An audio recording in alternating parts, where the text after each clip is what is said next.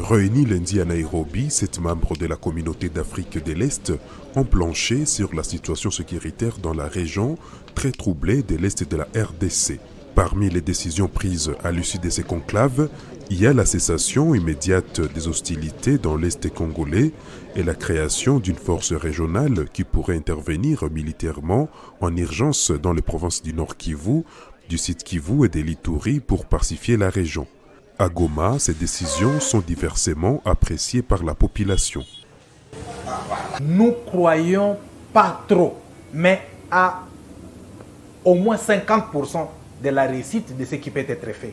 Mais nous aimerions proposer au chef de l'État et à ses stratèges qui sont à ses côtés que de ne pas avoir confiance au Rwanda, de ne pas avoir confiance à l'Ouganda, de ne pas avoir confiance au Burundi, de ne pas avoir confiance au Sud-Soudan, d'autant plus que les plaies sont encore fraîches.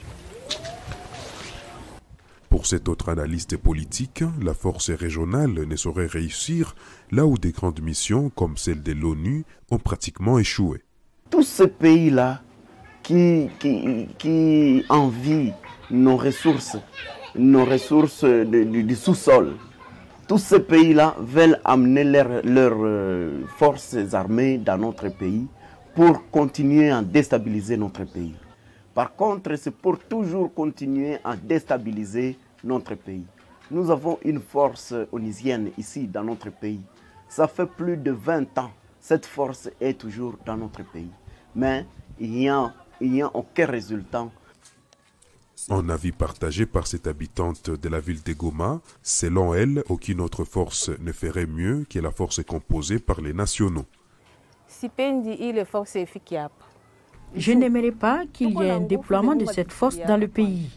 Nous devons miser sur notre propre force. Nous avons les fils du pays qui ont encore de la force. Il y a les femmes qui sont déterminées à combattre et qui peuvent mieux le faire. Dieu nous a donné ce pays et nous sommes en mesure de combattre seuls.